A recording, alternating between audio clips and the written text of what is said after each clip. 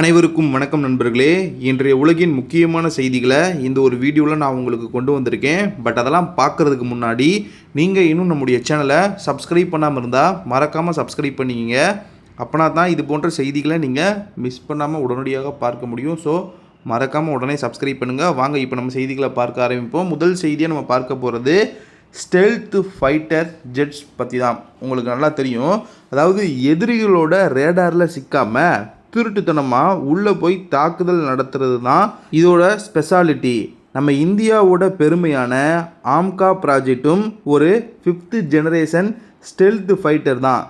ஆனால் இந்த radio frequency stealth technology எல்லாம் இனிமேல் வேலைக்கு ஆகாது. எதிர்காலத்தில் வரப்போகிற குவாண்டம் ரேடார்ஸை சமாளிக்க நம்ம ஆம்கா இப்போவே ரெடி ஆகணும் அப்படின்னு முன்னாள் டிஆர்டிஓ டைரக்டர் ஒரு பெரிய வார்னிங் கொடுத்துருக்காங்க.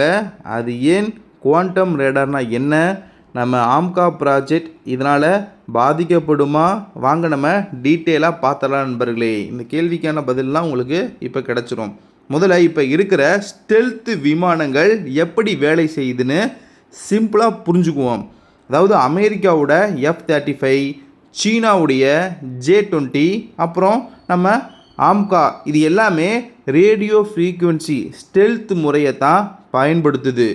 அதாவது இந்த விமானங்களோட டிசைனை ஒரு குறிப்பிட்ட வடிவத்தில் செஞ்சுருப்பாங்க. கூடவே இதுக்கு மேலே ரேம், அதாவது ரேடார் அப்சர்பண்ட் மெட்டீரியல் அப்படின்னு சொல்லப்படுற ஒரு ஸ்டெல்த் பெயிண்ட் அடிச்சிருப்பாங்க. எதிரிகளோட ரேடார் அலைகள் இந்த விமானத்து மேலே படும்போது அது ரிஃப்ளெக்ட் ஆகாமல் இந்த பெயிண்ட் அதை அப்படியே உறிஞ்சிடும் நண்பர்களே. இதனால் ரேடாரில் விமானம் தெரியாது. ஆனால் இப்போ உலக நாடுகள் புதுசாக ஒரு டெக்னாலஜியை டெவலப் பண்ணிட்டு இருக்காங்க. அதுதான் குவாண்டம் ரேடார்ஸ் மற்றும் ஃபோட்டோனிக் ரேடார்ஸ். இங்கே தான் கதையே மாறுது நண்பர்களே. இந்த குவாண்டம் ரேடார்கள் சாதாரண ரேடியோ அலைகளை பயன்படுத்துறது கிடையாது. அதுக்கு பதிலாக குவாண்டம் என்டாங்கிள்மெண்ட் அல்லது ஒளியின் துகள்களை பயன்படுத்தி டார்கெட்டை தேடுங்க. இந்த அட்வான்ஸ்டு ரேடாருக்கு முன்னாடி எந்த விதமான ஸ்டெல்த் டிசைனும் சரி, எந்த பெயிண்ட் கோட்டிங்கும் சரி ஒரு வேலைக்கு ஆகாது நண்பர்களே. வானத்தில் ஒரு ஸ்டெல்த் விமானம் எக்ஸாக்டாக எந்த இடத்துல பறந்துட்டு இருக்குது அப்படின்றத இந்த ரேடார் துல்லியமாக கண்டுபிடிச்சிருங்க. இதனால் பல்லாயிரம் கோடிகள் செலவு பண்ணி உருவாக்கின ஸ்டெல்த் விமானங்கள் கூட சாதாரண விமானங்கள் மாதிரி எதிரிகள்கிட்ட ஈஸியாக மாட்டிக்கிடுங்க. இதை பற்றி தான் முன்னாள் DRDO director general doctor Suma Varghese அவங்க ஒரு முக்கியமான பாயிண்ட்டாக பதிவு பண்ணியிருக்காங்க. நம்ம இந்தியாவோட ஆம்கா இப்போது ஆரஞ்சு ஃபெசிலிட்டியில் ரொம்ப தீவிரமாக ஸ்டெல்த் டெஸ்டிங்கில் இருக்குது. இது ஒரு பெரிய மைல்கல் தான். ஆனால் ஆம்கா விமானம் முழுசாக ரெடியாகி நம்ம விமானப்படைக்கு வரும்போது 2035 ஆகிடும். அந்த சமயத்தில் நம்ம எதிரி நாடுகளான சீனாவும் பாகிஸ்தானும் இந்த குவாண்டம் ரேடார்களை பார்டரில் வச்சுருந்தா நம்ம ஆம்காவோட ஸ்டெல்த் டெக்னாலஜி பயனற்று போயிடும் நண்பர்களே. அதனால் பழசையே நம்பிட்டு இருக்காமல் ஆம்காவோட டிசைனை அடுத்த கட்டத்துக்கு கொண்டு போகணும் அப்படின்னு சொல்லியிருக்காங்க. அப்போது நம்ம ஆம்கா ப்ராஜெக்ட் நிலைமை என்ன அப்படின்ற கேள்வி உங்களுக்கு கேளும். பயப்பட தேவையில்லை நண்பர்களே. நம்ம டிஆர்டிஓ சும்மா இல்லை, அவங்களும் இதுக்கான கவுண்டர் அட்டாக்கில் தீவிரமாக இறங்கியிருக்காங்க.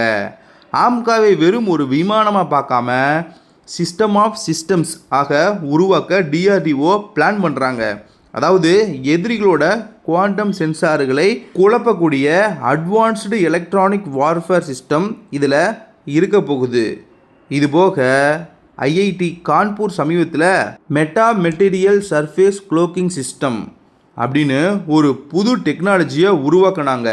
இது பல வகையான ரேடார் அலைகளை உறிஞ்சக்கூடிய ஒரு அட்வான்ஸ்டு டெக்னாலஜி நண்பர்களே. இதை ஆம்கால பயன்படுத்துறதை பற்றியும் ரிசர்ச் பண்ணிட்டு இருக்காங்க. இது மட்டும் இல்லாமல் எதிரிகளோட ஸ்டெல்த் விமானங்களை நம்ம இந்தியா எல்லைக்குள்ளே கண்டுபிடிக்க டிஆர்டிஓ சொந்தமாக ஒரு ஃபோட்டோனிக் ரேடாரை டெவலப் பண்ணிட்டு இருக்காங்க. நம்ம தேஜஸ் MK-1A விமானத்தில் வச்சு இதை டெஸ்ட் பண்ணவும் திட்டங்கள் இருக்குங்க. கிட்டத்தட்ட 150 கிலோமீட்டர் தூரத்தில் இருக்க எதிரி ஸ்டெல்த் விமானத்தை கூட இந்த ரேடார் கண்டுபிடிச்சிரும். டிஆர்டிஓவோட ஆர்சிஐ மையமும் சில இந்தியன் ஸ்டார்ட் அப் கம்பெனிகளும் சேர்ந்து 6வது தலைமுறை விமானங்களுக்கான குவாண்டம் ஏவியனிக்ஸ் டெக்னாலஜியை இப்போவே உருவாக்க ஆரம்பிச்சிட்டாங்க. முடிவாக சொல்லணும்னா நம்ம ஆம்கா MK1 ஒரு பக்கா 5th ஜெனரேஷன் ஸ்டெல்த் ஃபைட்டராக வெளியே வரும். ஆனால் எதிர்கால குவாண்டம் அச்சுறுத்தல்களை சமாளிக்க அடுத்து வரப்போகிற ஆம்கா MK2 மற்றும் 6th ஜெனரேஷன் ப்ராஜெக்டில் ஆர்டிஃபிஷியல் இன்டெலிஜென்ஸ் மற்றும் குவாண்டம் டெக்னாலஜி கண்டிப்பாக ஒரு முக்கிய பங்காற்றும். எதிர்கால டிஃபென்ஸ் டெக்னாலஜியில் சீனாவுக்கு போட்டியாக இந்தியா எப்படி செயல்பட போகுது, நீங்கள் என்ன நினைக்கிறீங்க அப்படின்றத மறக்காமல் கமெண்டில் சொல்லுங்கள் நண்பர்களே. அடுத்த செய்தியாக உலகமே திரும்பி பார்க்குற ஒரு முக்கியமான விண்வெளி மற்றும் பாதுகாப்பு அப்டேட்டை பற்றி தான் இப்போ பார்க்க போகிறோங்க. அதாவது சீனாவின் விண்வெளி திட்டத்துக்கு இப்போ ஒரு பெரிய அடி விழுந்திருக்குங்க. அவங்களோட முக்கியமான ராக்கெட்டான லாங் மார்ச் 7A லான்ச் ஆன சில வினாடிகள்லேயே நடு வானத்தில் வெடித்து சிதறியிருக்குங்க. இதோடு சேர்ந்து அவங்க அனுப்பின ஒரு ரகசிய தகவல் தொடர்பு செயற்கைக்கோளும் முற்றிலுமாக அழிஞ்சிடுச்சு. இது எப்படி நடந்துச்சு, இதனால் சீனாவின் விண்வெளி மற்றும் இராணுவ திட்டங்களில் என்ன மாற்றங்கள் வரப்போகுது இப்படின்றத பற்றி தான் நம்ம டீட்டெயிலாக இப்போ நம்ம பார்க்க போகிறோம் நண்பர்களே. ஃபஸ்ட்டு திங்கட்கிழமை அன்னைக்கு தான் சீனாவுடைய வென்சாங் விண்வெளி ஏவுதளத்தில் இருந்து லாங் மார்ச் 7A அப்படின்ற ஒரு பெரிய ராக்கெட்டை லான்ச் பண்ணாங்க. இந்த ராக்கெட்டோட முக்கிய நோக்கம் என்னென்னா சீனா சாட் 4B அப்படின்ற ஒரு ஹை ஆர்பிட் தகவல் தொடர்பு செயற்கைக்கோளை விண்வெளியில் கொண்டு போய் சேர்க்கணும். ஆனால் கவுண்டவுன் முடிஞ்சு ராக்கெட் புறப்பட்ட சரியாக 85வது வினாடியில் ராக்கெட்டில் ஒரு பெரிய ஃப்ளைட் அனாலமி, அதாவது தொழில்நுட்ப கோளாறு ஏற்பட்டுடுச்சு. வானத்தில் போய்கிட்டு இருந்த ராக்கெட் திடீர்னு ஒரு பெரிய நெருப்பு பந்து மாதிரி வெடித்து சிதறிடுச்சுங்க. இப்போது ராக்கெட்டும் போயிடுச்சு. அதுக்குள்ளே வச்சு அனுப்பின அந்த ஜோங்சிங் 4B செயற்கைக்கோளும் நாசமாக போச்சுன்னு சீனா அதிகாரப்பூர்வமாக அறிவிச்சிருக்காங்க நண்பர்களே. இது சாதாரண ஒரு தோல்வி கிடையாது. ஏன்னு கேட்குறீங்களா?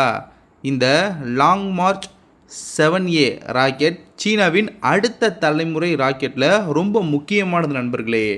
2020 இதோட முதல் சோதனை ஓட்டம் நடந்தப்போ அது ஃபெயில் ஆச்சு. ஆனால் அதுக்கப்புறம் தொடர்ந்து பல வெற்றிகரமான மிஷன்களை இந்த ராக்கெட் பண்ணியிருக்கு. இப்போது திடீர்னு திரும்பவும் இது ஃபெயிலானது சீனாவின் விண்வெளி விஞ்ஞானிகளை பெரிய அதிர்ச்சியில் ஆழ்த்திருக்குங்க. சரி, ஒரு ராக்கெட் ஃபெயில் ஆகியிருக்கு, இதில் என்ன அவ்வளோ பெரிய பாதுகாப்பு மற்றும் புவிசார் அரசியல் விஷயம் இருக்குன்னு நீங்கள் யோசிக்கலாம். அங்கே தான் விஷயமே இருக்குது நண்பர்களே. இந்த ராக்கெட்டில் அனுப்பப்பட்ட சோங்சிங் சீரியஸ் செயற்கைக்கோள்கள் எல்லாமே பெரும்பாலும் சீனாவின் இராணுவம் மற்றும் பாதுகாப்பான தகவல் தொடர்புக்காகத்தான் யூஸ் பண்ணுறாங்க. அதாவது அவங்க இராணுவம், கடற்படை மற்றும் விமானப்படைக்குள்ள அதிவேக மற்றும் பாதுகாப்பான தகவல் தொடர்பை உருவாக்க இந்த செயற்கைக்கோள் ரொம்ப முக்கியம். அப்படிப்பட்ட ஒரு முக்கியமான சொத்து இப்போது அழிஞ்சு போயிருக்கு. இன்னொரு பக்கம் பார்த்தீங்கன்னா விண்வெளி போட்டியில் அமெரிக்கா மற்றும் இந்தியாவுக்கு நிகராக போட்டி போடணும் சீனா நினைக்கிறாங்க. நிலாவுக்கு ஆட்களை அனுப்புறது, ஆழமான விண்வெளி பயணங்கள் பண்ணுறதுன்னு அவங்க மாஸ்டர் பிளான் வச்சுருக்காங்க. இந்த மாதிரி நேரத்தில் அவங்களோட முக்கிய ராக்கெட் இப்படி நடுவானத்தில் வெடித்து சிதறது உலக அளவில் அவங்களோட விண்வெளி தொழில்நுட்பத்தின் நம்பகத்தன்மை மேலே ஒரு பெரிய கேள்விக்குரிய உருவாக்கியிருக்கு நண்பர்களே. இதோட தாக்கம் கண்டிப்பாக அவங்களோட எதிர்கால விண்வெளி திட்டங்களை தாமதப்படுத்தும். என்ன கோளாறு நடந்துச்சுன்னு கண்டுபிடிச்சு அதை சரி பண்ணி அடுத்த லான்ச்சை பிளான் பண்ண இன்னும் பல மாதம் ஆகலாம். அது வரைக்கும் சீனாவின் முக்கியமான விண்வெளி திட்டங்கள் எல்லாமே ஒரு ஹோல்டில் தான் இருக்கும். ஸோ சீனாவின் இந்த சறுக்கல் அவங்களோட இராணுவ தகவல் தொடர்பு நெட்வொர்க்கில் ஒரு பின்னடைவை ஏற்படுத்தியிருக்குன்னு தான் சொல்லணும். நம்ம இஸ்ரோ மாதிரி தொடர்ந்து வெற்றிகரமான மிஷன்களை கொடுத்துட்டு இருக்கிற விண்வெளி மையங்களுக்கு மத்தியில் சீனாவின் இந்த தோல்வி அவங்களுக்கு ஒரு பெரிய சறுக்கல் தான் நண்பர்களே. இந்த ராக்கெட் தோல்வியை பற்றி நீங்கள் என்ன நினைக்கிறீங்க? சீனாவின் விண்வெளி ஆதிக்கத்தை இது பாதிக்குமா? உங்களுடைய கருத்து என்ன நண்பர்களே? மறக்காமல் கமெண்டில் சொல்லுங்கள். அவ்வளோதான் நண்பர்களே, இன்றைய செய்திகள் நிறைவடைந்தது. இந்த செய்திகளை பற்றிய உங்களுடைய கருத்து வரவேற்கப்படுகின்றது. இது போன்ற செய்திகளை நீங்கள் தினமும் தொடர்ந்து தெரிந்து கொள்ள வேண்டும் அப்படின்னு நினச்சா கண்டிப்பாக நம்முடைய சேனலை சப்ஸ்கிரைப் பண்ணுங்கள். மறக்காமல் சப்ஸ்கிரைப் பண்ணி வச்சா மட்டும்தான் இது போன்ற செய்திகளை நீங்கள் மிஸ் பண்ணாமல் உடனுக்குடன் தெரிந்து கொள்ள முடியும். ஸோ உடனே சப்ஸ்கிரைப் பண்ணுங்கள். நாளைக்கு ஒரு புது வீடியோவில் பல்வேறு செய்திகளுடன் நான் உங்ககிட்ட வந்து பேசுகிறேன். நன்றி நண்பர்களே. ஜெய் ஹிந்த்.